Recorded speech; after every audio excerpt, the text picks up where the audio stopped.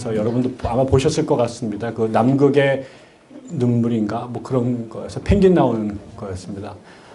저는 원래 이렇게 드라마가 아니면 이렇게 다큐멘터리 이런 거 잘 안 보는데요. 재미없어가지고.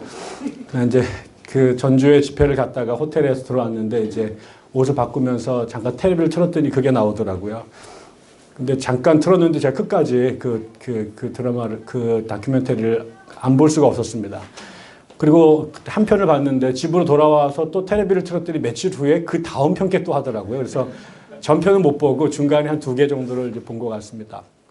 이미 보신 분들은 잘 알겠지만, 이제 거기에 보면 그 황제 펭귄이란이 나오는데 참 이쁘게 생겼더라고요. 멋있게. 그리고 엄청나게 많은 숫자들이 그 빙하 위에 이렇게 운집해 있는 걸 봤어요.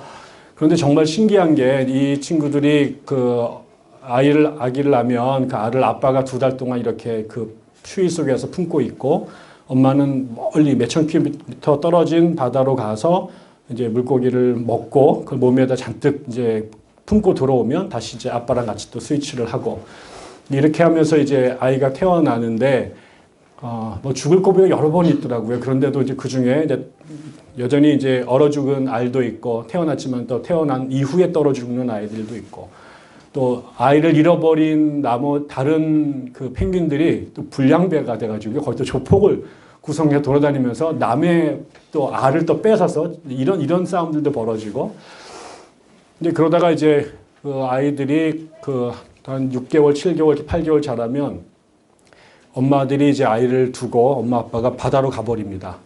그리고 두 부부가 헤어져요. 각자 인생을 가고 그러다가 이제 이 아이들끼리 남아서 이제 1살이 되면 한 번도 가보지 않은 바다를 향해서 이제 그게 물가 옆에 있는 게 아니라 저 내륙에 있는데 그 어린 1살 먹은 이 어린 펭귄들이 한 번도 가보지 않은 그 길을 그 몸 안에 기억되어져 있는 DNA에 의해서 본능에 의해서 그 바닷길을 찾아갑니다. 그리고 가서 이제 4년을 이제 지내고 난 후면 4년 후에 다시 자기가 태어났던 그 장소로 돌아옵니다. 다 살아 들어오지 못하겠지만 돌아와서 다시 거기에서 또 짝짓기를 하고 또 자기 엄마 아빠가 했던 그 일을 그대로 반복을 하는 거예요. 그 과정이 누가 가르쳐 준 게 아닌데 그 본능이죠. 우리가 말하는 그 인스팅트에 근거해서 그 자연의 리듬 속에서 그렇게 살아가요. 중간에 몇 마리들은 그 경쟁에서 밀려나거나 잡혀먹거나 하지만 그 전체적인 개체 수가 줄어들지 않고 그 서식지에서 기가 막히게 적응하면서 살아가는 거죠. 그런데 남극이 이제 무너지는 일들이 벌어지는데 그게 이제 기후 변화이기도 하고 그러면서 이제 우리 여러분이 이미 다 드셨겠지만 남극에 이제 빙하가 계속 녹아가고 있습니다. 그런데 거기에 그 사람들이 그 남극을 진출하기 시작한 거죠. 배를 타고 왔다가 무슨 일을 하다가 그냥 배를 던져버리고 가버렸는데 그 배를 타고 쥐가 들어왔습니다. 근데 이 쥐가 남극에서 살아남아요. 이게 이제 온도가 낮아졌기 때문에, 높아졌기 때문이죠. 그래서 쥐가 살아남는데 이 쥐가 그 남극의 생태계를 이 고리를 다 부숴버리는 거죠.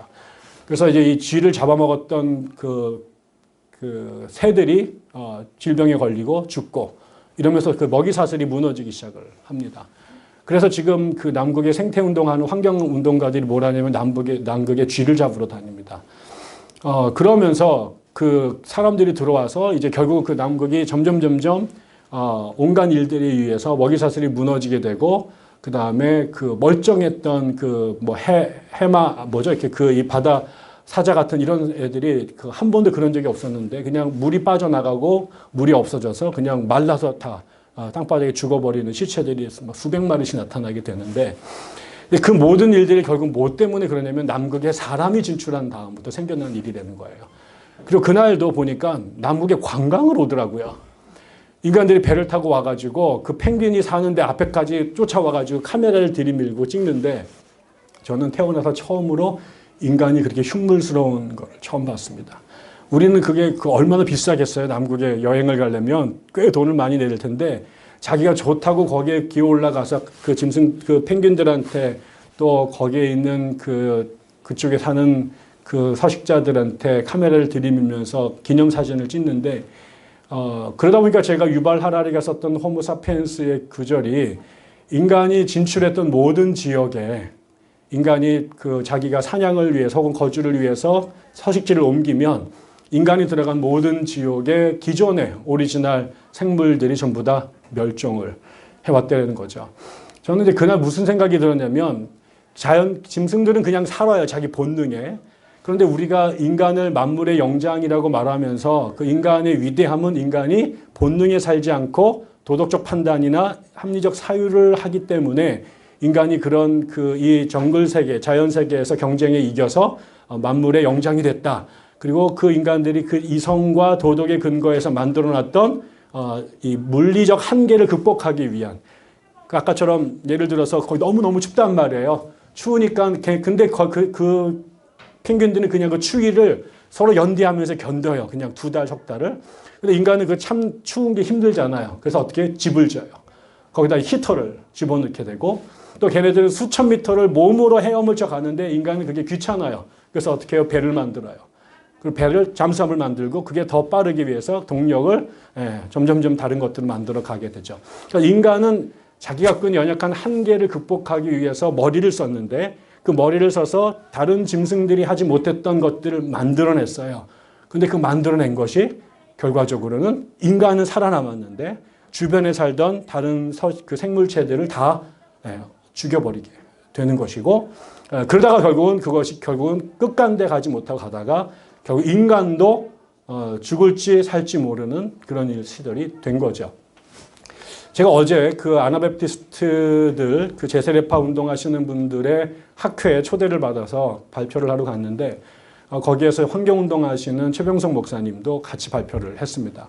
근데 뭐 여러 번 제가 그 목사님을 뵙기도 했고 그래서 올해는 한번 꼭 저희 교회도 모시면 좋겠다 이런 생각을 했는데 그분 얘기가 우리나라에 지금 건축을 하도 많이 해가지고요. 그 우리나라의 모래가 우리나라 건축을 할 수 있는 70년 분량밖에 안 남았답니다. 하도 많이 퍼가지고. 뭐 그런 얘기들을 쭉 하고 그 우리나라 나오는 모든 쓰레기의 50% 이상이 건축자재, 폐기물에서 나오는 것들인데 이거는 어떻게 처리할 수가 없다는 것이고 원자력 얘기들을 하시면서 원자력이 폭발은 안 하지만 원자력에서 쓰고 남은 원자 폐기물들을 처리해야 되는데 처리할 시설이 우리나라에 한 군데도 없고요. 이 폐기물은 영원토록 안 없어진다는 거죠. 뭐 이런 이야기들을 쭉 하는데 그게 다 인간이 자연의 한계를 극복하기 위해서 본능을 거역하고 이성의 근거에서 문명을 만들었는데 그게 굉장히 편하고 멋있고 거대했지만 결국 그것이 우리의 생존 자체를 근원적으로 뒤흔들어 놓는 걸 줄 모르고 우리가 왔죠. 지금 호주에서 불이 났는데 1년 내내 안 꺼지고 있잖아요. 거기서 배출된 그 이산화탄소 양들 이런 것들이 다시 회복이 되려면 100년이 걸릴지도 모른다고 그러고요. 지금 그런 일들이 천지사방에서 벌어지고 있습니다. 지금은 하나님께서 우리에게 생육하고 땅에 충만하고 번성하라 이렇게 말씀하셨는데 그렇게 해왔어요. 충만하고 번성하게 인간이 이 땅에 태어난 이래로. 그런데 그 번성의 결과가 끝간대를 모르는 거죠.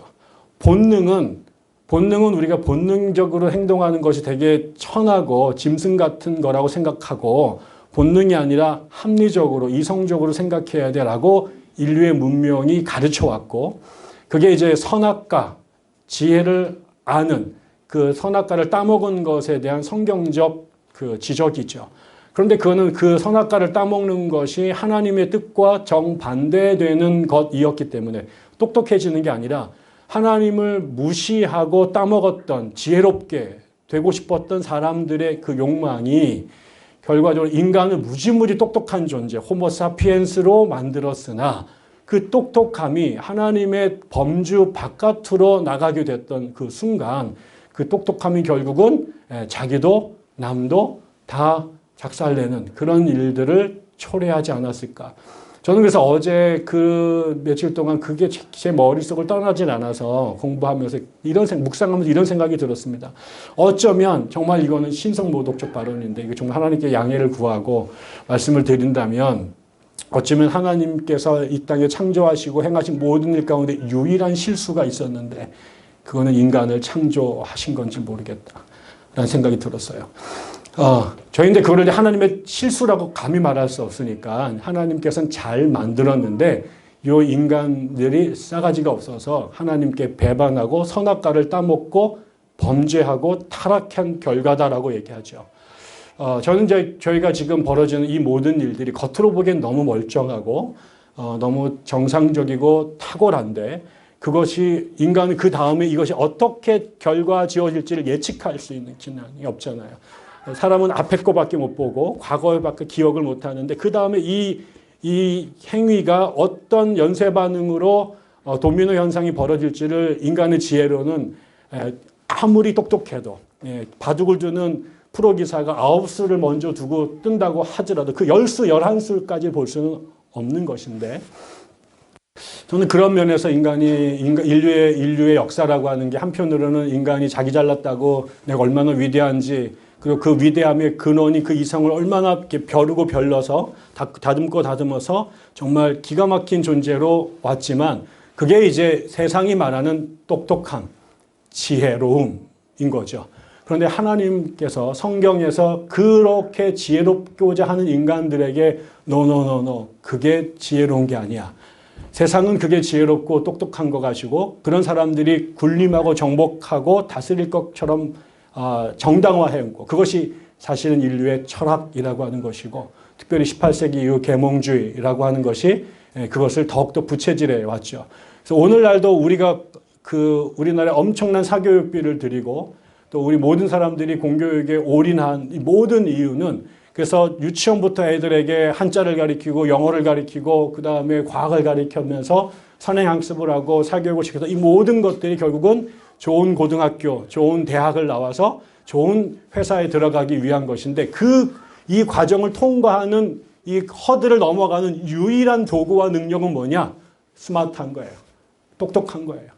그 아이에게, 그 학생에게 요구하는 것은 이 아이가 얼마나 암기력이 뛰어나냐, 얼마나 이해력이 탁월하냐, 얼마나 빠른 시간 내에 학습을 완료할 수 있는 능력이 있느냐, 이거를 배가시키는 거죠. 그래서 그것이 결국 이 세상에 인간이 만들고 싶었던 인간, 호모사피엔스의 절정. 그런데 우리가 계속 말씀하지만 그것에 대한 하나님의 판단은 전혀 다르다라는 거죠. 사실은 저도 그런 교육의 결과물 중에 하나죠. 저도 학교 다닐 때 집안이 아무것도 가진 게 없었으니까 10살이 넘어가게 되는 순간부터 알았죠. 내가 우리 집안에서 우리 집안 출신으로 이 땅에서 생존할 수 있는 유일한 방법은 단 하나밖에 없다. 그거는 내가 공부를 열심히 하는 거 외에는 방법이 없다. 돈을 더 많이 갖고 있는 아이들이 학부모 모임에 이제 나타나잖아요. 제가 제 기억에 제일 기가 막히게 제가 마포 초등학교를 다녔는데 이제 그 빈병 수집하는 날이 됐어요. 그래서 집에서 하나씩 갖고 오라고 그래서 애들이 병을 하나씩 이제 폐품 수집하느라고 가는데 저희 반에 이제 그 학부모회를 주도하던 아주머니가 계셨습니다. 치맛바람에 제가 갖고 있던 지금까지 저의 가장 상징적인 치맛바람의 롤 모델이 되신 분인데 한 3교시 정도 지났는데 뒷문이 열리더니 그 아주머니가 들어오셨어요. 머리에 다라에 빈병을 한 50개 이렇게 들고 떡 나타나신 거죠. 그분 한 분으로 우리 반은 끝난 거죠.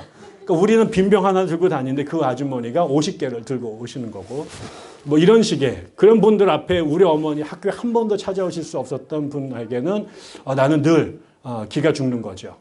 한 번은 또 저희는 음악 같은 집 비슷하게 뭐 음악 정도는 아니지만 그래도 걸출하는 집에 살았는데 제가 태어나서 처음으로 초등학교 2학년 때 마포 아파트에 초대를 받았습니다. 우리 반 부반장이.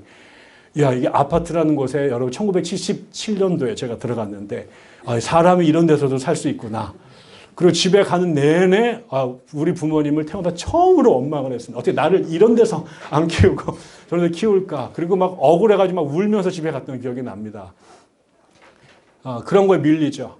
근데 그랬던 사람에게 나도 너희들보다 열등하지 않아 라는 것을 스스로 입증해야 되는데 그것은 결국은 내가 학교에서 좋은 성적을 받는 것. 성적을 잘 받으니 아무도 무시하는 사람이 없었고 심지어는 싸움을 하나도 못하는데 학교의 일진도 공부 잘하는 애들은 안 건드리더라고요. 그게 나를 보호하는 길. 한 번도 태권도를 제대로 배워본 적이 없었던 나에게는 나를 보호할 수 있는 길. 그리고 사람들한테 쟤 공부 잘해. 제 좋은 학교 갔어. 그러면 그 순간부터 나를 보는 태도와 눈빛이 달라지는 것들을 보게 된 거죠. 결국 그런 것들이 저뿐만 아니겠습니까? 예, 전국에 있는 모든 젊은 아이들이 그렇게 똑똑한 아이가 되기 위해서 목숨을 걸고 정말 잠을 못 자고 공부를 했죠. 그래서 우리나라가 전 세계에 그 가난하고 어려운 나라에 1960년대 전쟁이 끝나고 난 직후에 1960년대 초반이 되면 영국, 잉글랜드 사람들보다 대학 진학률이 높아집니다. 우리나라는 거기에 올인을 했고요. 그래서 지금 적어도 386 세대 이후에 태어난 아이들은 60%, 70%가 대학을 간, 아마 전 세계에서 이런 나라가 몇 군데 없을 겁니다. 엄청나게 똑똑해졌습니다. 그런데 그 똑똑한 결과로 돈도 많이 벌었고 사회 OECD 세계 안에 10위 안에 들어간 나라가 됐지만 분명한 것은 그렇게 만들어진 이 세상을 젊은 청년들은 선진국이라고 아무도 얘기하지 않습니다. 행복한 나라라고 말하지 않아요. 이 세상을 규정하는 가장 핵심 단어는 헬조선입니다. 그리고 젊은 아이들에게는 M4 세대가 되어나서 여기에서는 애를 낳거나 결혼하거나 제대로 살 수 없는 세상이라는 게 다른 사람이 아니라 여기에서 살아가는 젊은이들이 내린 정의고 결과죠. 그런데 그 시절에 대한민국에는 가장 강력한 종교로 개신교가 자리하고 있습니다. 대통령을 배출해낼 수 있고 장차관들, 대학 교수들, 그다음에 교회 숫자가 6만 개가 넘고 교인의 숫자가 800만에서 1000만이라고 자랑하는 시대가 됐는데 그 우리나라의 그 똑똑함으로 따진다면 그 똑똑함의 가장 중심에 기독교인들, 그중에 개신교인들이 대부분입니다. 우리나라에 처음으로 학교를 세우고 지식인들을 양성한 기관이 개신교 사학들이었고요.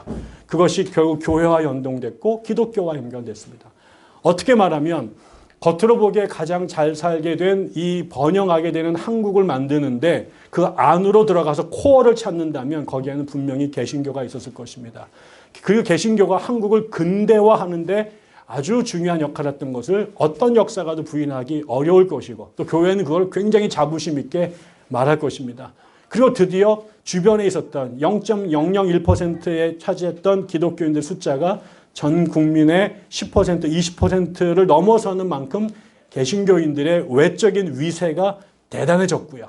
그렇지만 아까 말씀드린 그 개신교가 우리나라 사람들을 똑똑하게 만들고 근대화하는 데 기여했는데 그 똑똑함이 낳은 결과가 지금 우리가 살고 있는 이 세상이고 그 똑똑한 사람들이 모여있는 교회 안에서 벌어진 모습들이 우리가 결국은 예전에 있던 교회들을 떠날 수밖에 없었던 그 현실들을 만들어낸 거죠.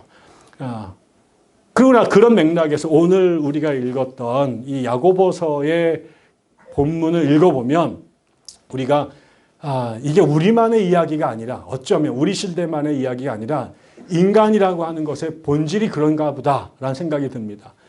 오늘도 본문에 보면 그런 얘기가 나옵니다.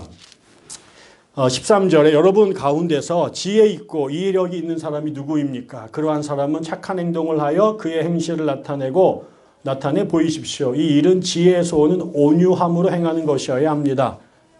이 얘기를 합니다. 여러분 가운데 지혜 있고 똑똑한 사람, 이해력이 있는 사람 있습니까? 그 사람 있으면 온유한 행동을 통해서 그 지혜를 입증해 보시오. 이렇게 말합니다. 지금 이제 이 말을 우리가 딱 듣게 되면 계속 우리가 말씀을 드리지만 그 교회가 야고보가 목회했던 그 당시의 교회가 지혜로운 사람이 없었다면 이 질문을 던지지 않았을 것입니다. 그리고 지혜 있는 사람들이 제대로 지혜를 발휘해서 그 교회가 똑똑한 사람들 때문에 많이 배운 사람들 때문에 지혜로운 사람들 때문에 행복했다면 이게 절대로 이슈화되지 않았겠죠. 그럼 결국 무슨 얘기냐? 그 교회 안에 자기 똑똑하다고 생각하는 사람들이 꽤 많이 계셨습니다.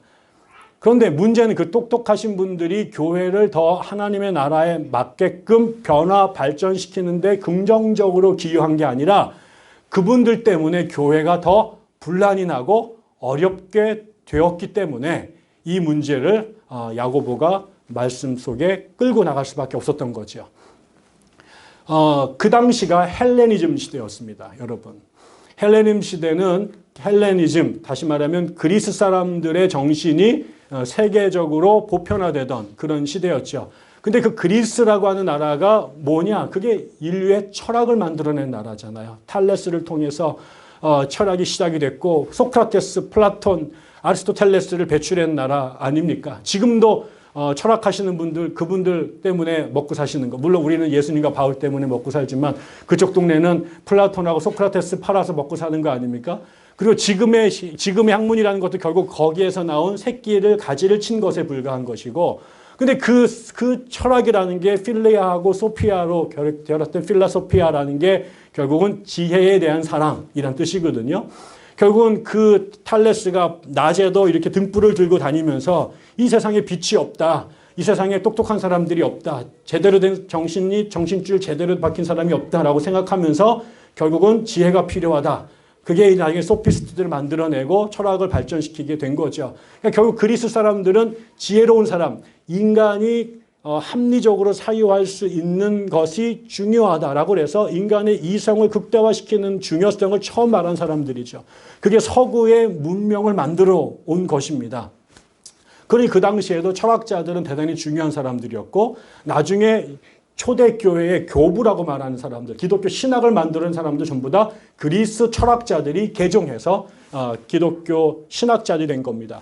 우리나라도 초창기에 가난하고 못 배우신 분들이 기독교인이 됐지만 조금 지나고 나면 한성 감옥에 갇혔던 독립운동하시던 구한말의 유학자들이 개종을 하기 시작합니다. 그게 이승만이었고 또 윤치호였고 이런 사람들, 그 유학자들이 개종을 해서 이 사람들이 유학을 버리고 성경을 읽기 시작하면서 우리나라 최초의 기독인 지성인들이 나타나게 된 거죠. 그 사람들 전부 다 지식인들이었습니다. 근데 그러니 그 당시 교회에서도 헬레니즘의 영향을 받았던 철학을 공부했던 사람들이 교회 안으로 이방인들 가운데 한 명씩 들어오기 시작을 했고, 그래서 이제 유대인들의 사고방식과는 다른 이 지혜를, 철학을 중시하는 사람들이 교회 안에 점점 많아졌었던 것은 당연하겠죠. 그 이후에 바울의 편지에서도 똑같은 이렇게 니들이 똑똑하면 얼마나 똑똑하길래 라고 하는 이런 건방진 사람들을 향한 그 날선 비판이 계속 있는 거 보면 거기 안에 있습니다. 바울도 그런 사람 중에 하나였죠. 똑똑한 걸로 따지면 둘째가라면 서러워할 사람. 그런데 그 세상에서 지혜롭다고 말하신 분들, 그래서 다른 사람들로 하여금 세상적인 관점에서는 기죽게 만드는, 뭘 하나 물어보면 컴퓨터처럼 줄줄줄줄줄 아는 게 너무 많은데 이 사람들이 처음엔 교회에 오는 게 좋았죠. 와, 우리 교회도 천민들의 집단이 아니라 우리 교회도 지식인들이 있어. 우리 교회도 똑똑하신 분들이 있어. 우리 교회도 명문대학교 출신들이 있어. 사회에서 오피니언 리더들이 우리 교회에 나와. 이렇게 처음에는 자랑스러울 수 있었을 것입니다. 그런데 지나고 났더니 그 지혜롭다고 말하는 사람들이 오히려 그들이 갖고 있는 지식이, 그들의 똑똑함이 교회를 행복하게 하는 게 아니라 불행하게 만드는 거예요. 그래서 그거를 이제 야고보가 이제 들여다보기 시작합니다. 봤더니 지식을 세상 사람들이 다 지혜롭다고 말하는데 그 지혜가 두 종류가 있는 것 같아요.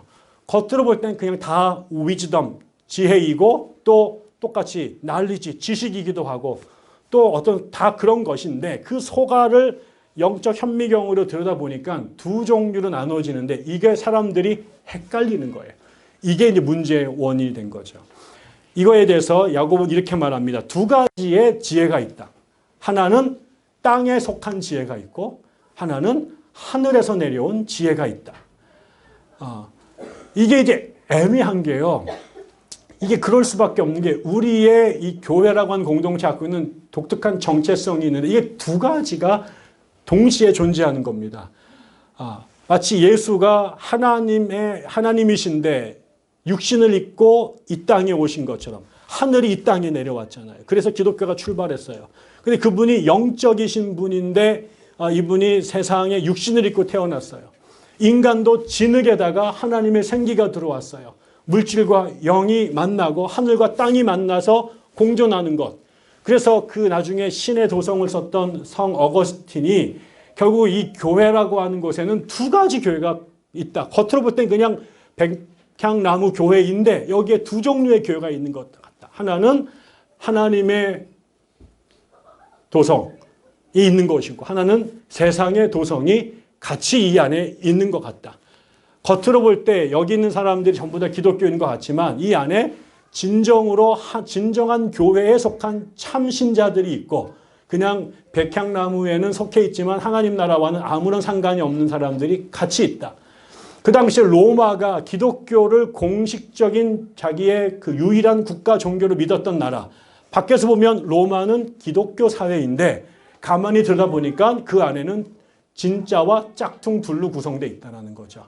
로마라고 하는 나라가 그 자체로 하나님의 나라, 하나님의 도성이 아니라 겉으로 법적으로는 이 나라가 기독교 세상이지만 그 안에는 여전히 세상의 것을 전혀 벗어내지 못한 땅에 속한 사람들이 우글우글거리고 거기에 소수의 사람들만 정말 하나님께 속한 사람이 있는 것 같다. 그래서 로마가 왜 망했느냐, 기독교 국가가 왜 망했느냐라고 말하는데 그거는 망할 만했다. 왜? 로마는 기독교 국가가 아니기 때문에. 법적으로 정치적으로는 기독교적 국가라고 말할 수 있지만 하나님의 관점에서는 로마는 여전히 세속사회에 불과하기 때문에 망한 건 당연하다. 이렇게 얘기를 한 거죠. 근데 재미있습니다. 그러면은 도대체 이 차이가 뭘까? 야고보가 이렇게 말합니다. 14절에 여러분의 마음속에 지독한 시기심과 경쟁심이 있으면 자랑하지 말고 진리를 거슬러 속이지 마시오. 이러한 지혜는 위에서 내려온 것이 아니라 땅에 속한 것이고 육신에 속한 것이고 심지어 악마에게 속한 것입니다. 시기심과 경쟁심이 있는 곳에는 혼란과 온갖 악한 행위가 있습니다.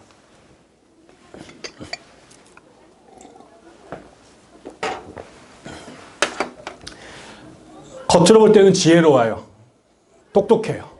그런데 이 지혜 중에 어떤 것은 땅에 속했는데 그 땅에 속한다라는 말이 무슨 말이냐? 육신에 속한 것이다. 육신에 속한다는 말이 뭐냐? 마귀에게 속한 것이다.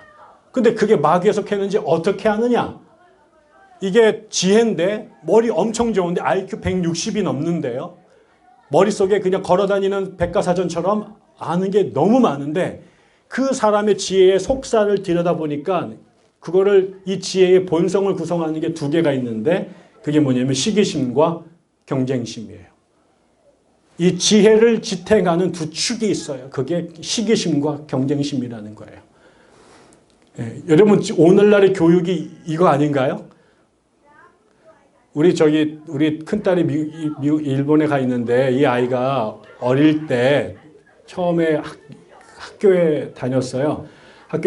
미국에서 왔는데 영어를 자꾸 잊어버려가지고 폴린가 그런 그 외국인 애들이 다니는 어학원에 보냈어요. 근데 이제 이 아이가 그 영어가 잘 안 늘어요. 그 뭐 초등학교 1학년밖에 안 다녔으니까. 근데 그것까지 자꾸 까먹어가지고 그 일부러 영어를 많이 쓰는 아이들이 모인 곳에 보냈죠. 근데 제가 볼 때 영어가 잘 안 늘어요. 속이 상하는데 어느 날 와더니 자기 클래스에 친구가 있는데 이름이 윤정인가 그랬던 것 같아요. 근데 얘가 와서 윤정이 자랑을 막 하는 거예요.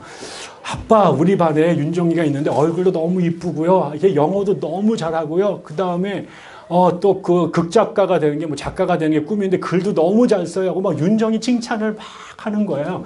내가 가만히 듣겠다 기분이 막 상했어요. 그래서 내가 수연아, 아빠는 윤정이가 이쁘거나 공부를 잘하거나 I don't care.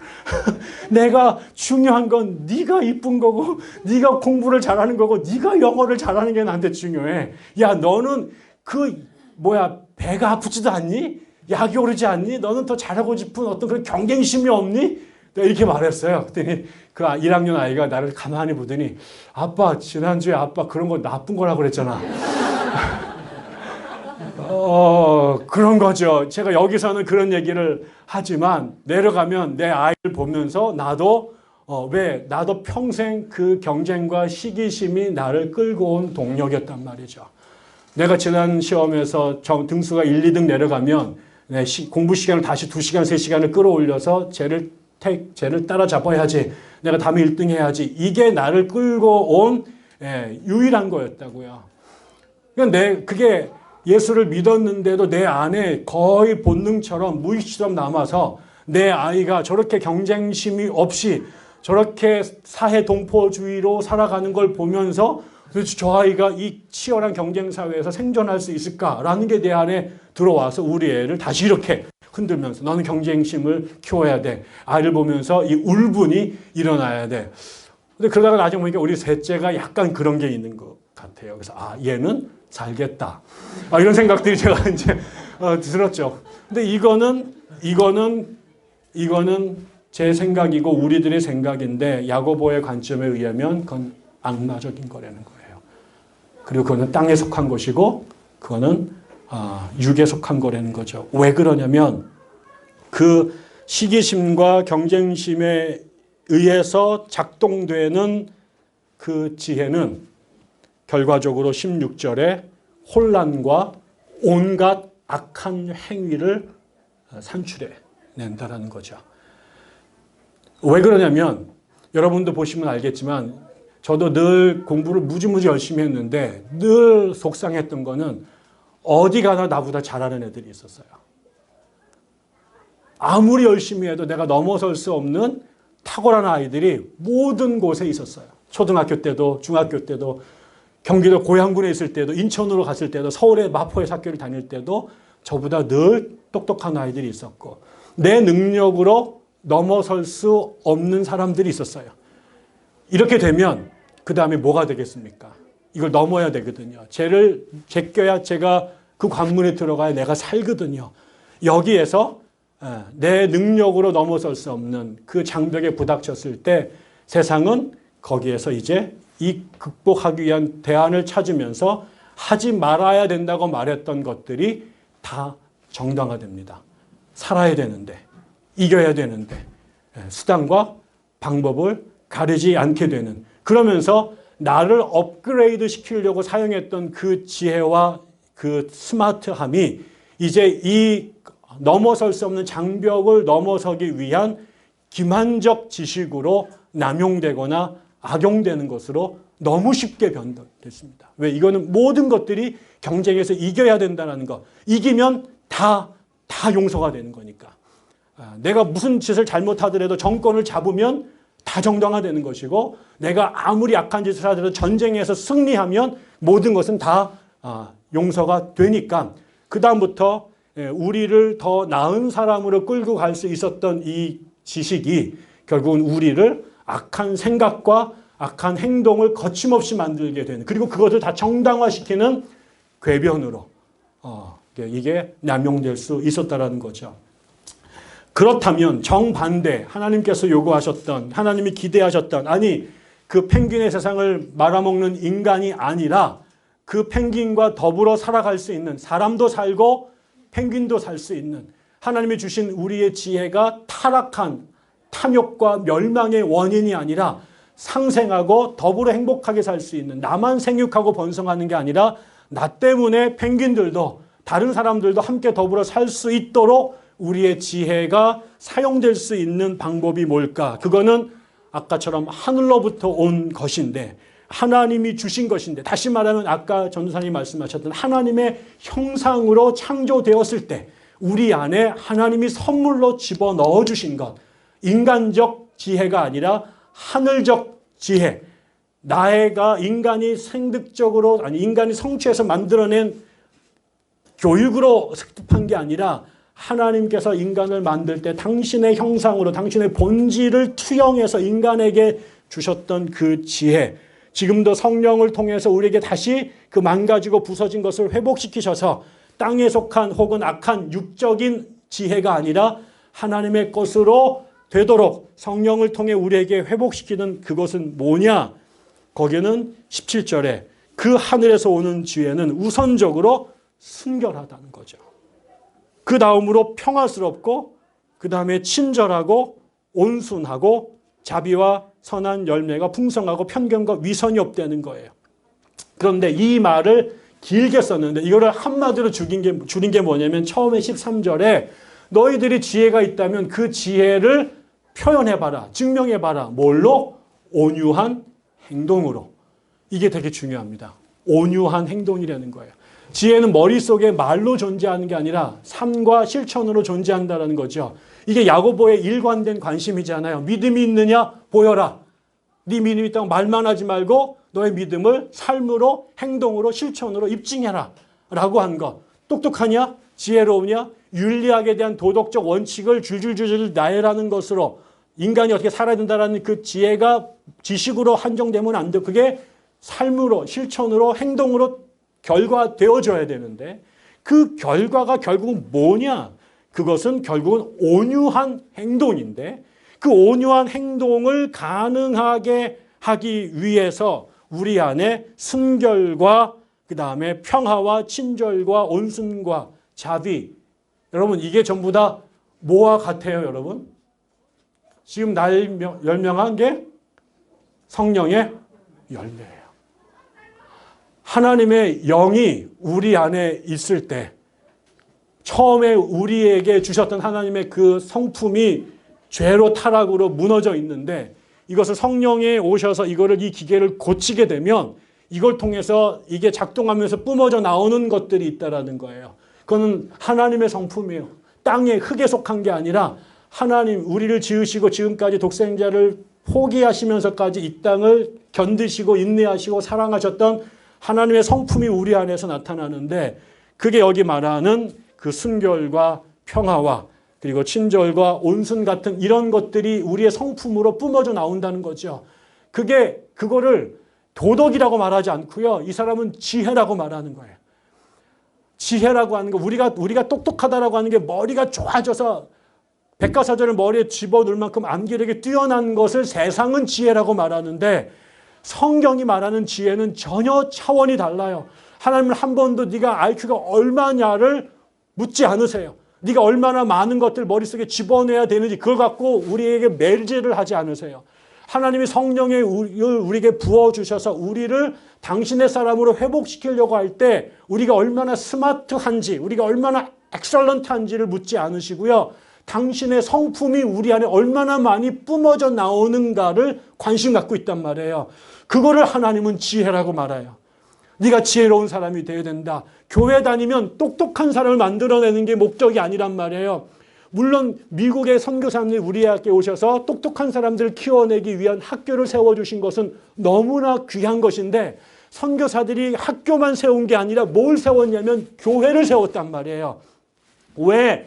세상에 지혜가 필요해요. 비행기도 만들어야 되고 자동차도 만들어야 되니까 그거는 학교가 가르쳐주는 일이에요. 그런데 그것 말고 그 세상의 지혜가 악하고 육에 속한 지혜로 변질되지 않으려면 하늘이 주신 지혜가 함께 있어야 돼요. 이 하늘이 주시는 지혜를 가르쳐주는 곳이 교회였단 말이에요. 그 교회가 말하는 지혜는 세상의 지혜와 대립되진 것이 아니라 보충하는 것인데 이 지적인 충만함 외에 우리의 도덕적인 성품의 온전함이 있어야 되는데 하나님 보시기에 지혜로운 사람, 이 사람은 머리가 좋은 사람이 아니라 이 하나님의 성품을 갖고 있는 사람이었던 거죠. 그러니까 하나님께서 당신의 백성들을 갖고 이 땅에 하나님의 나라를 이룰 때 그렇게 생각해 보시면 하나님께서 당신의 사람들을 뽑으시는데요.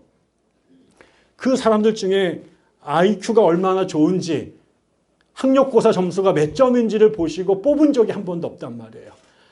하나님이 뽑았던 사람들은 세상이 관료를 뽑는 기준이 아니라 하나님의 방법으로 뽑으셨어요. 그리고 뭘 봐요? 나는 외모를 보는 게 아니라 그의 심중을 본다라고 말하잖아요.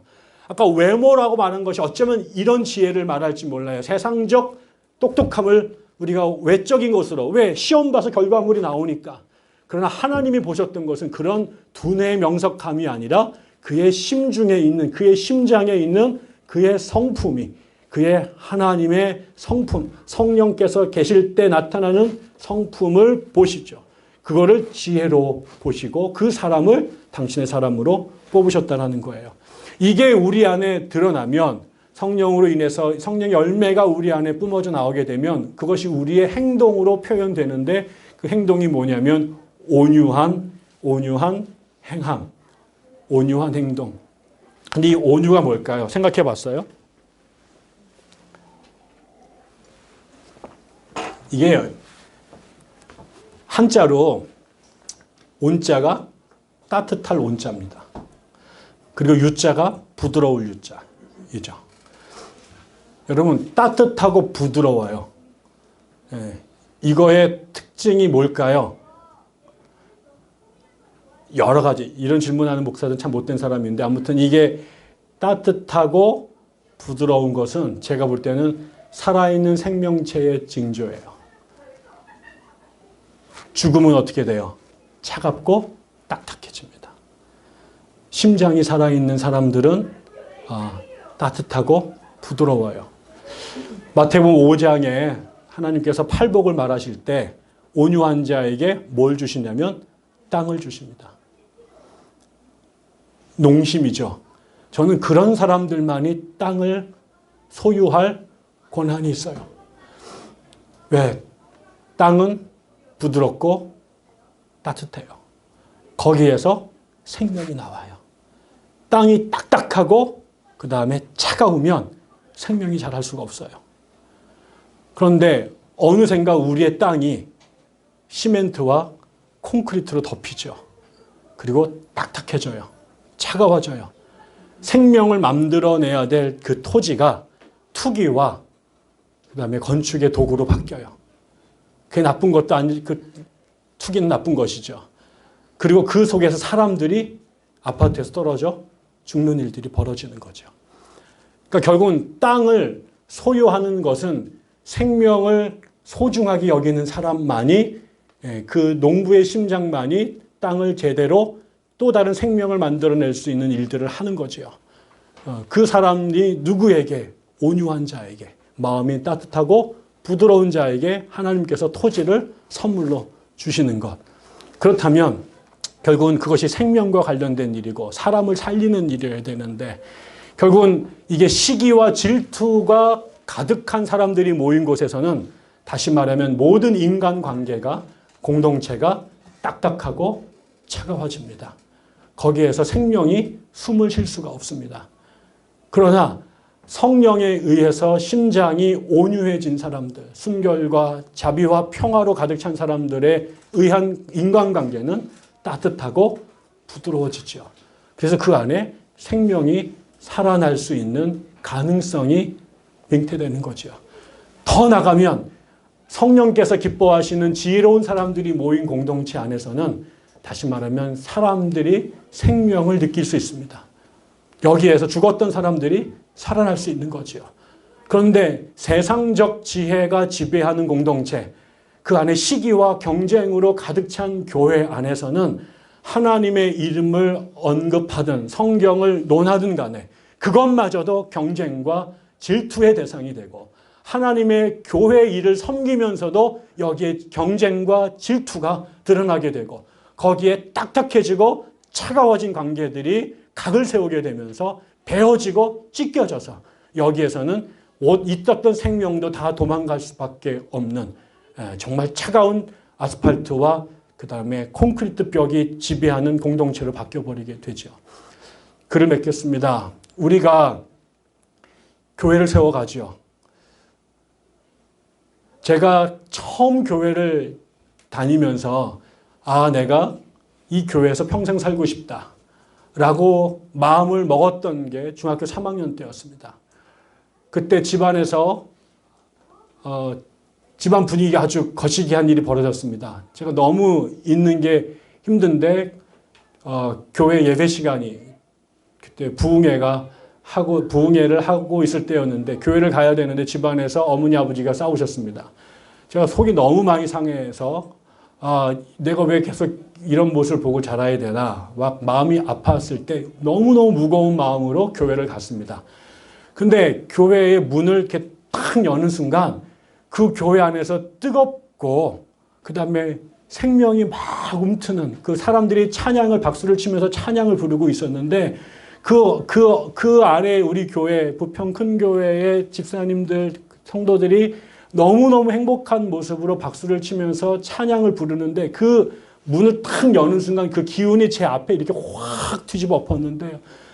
그게 저도 모르는 사이에 이게 그 뜨거운 물 속에 얼음을 집어넣은 것처럼 제 온몸이 확 풀리는 것들을 경험을 했어요. 주체할 수 없이 눈물이 막 쏟아지기 시작했어요. 제가 경험하고 있었던 들어가면 늘 긴장해야 되고 불안했던 우리의 그 모습과 달리 예배당 안에서 그 이 뜨겁고 그 다음에 활기가 있고 그 밝은 빛이 막 드러나는 이 모습이 내가 그날 중학교 3학년이었지만 하나님 내가 평생 여기에 살겠습니다. 여기에 거하고 싶습니다. 그래서 제가 신학교회를 가겠다라는 마음을 굳혔어요. 그날.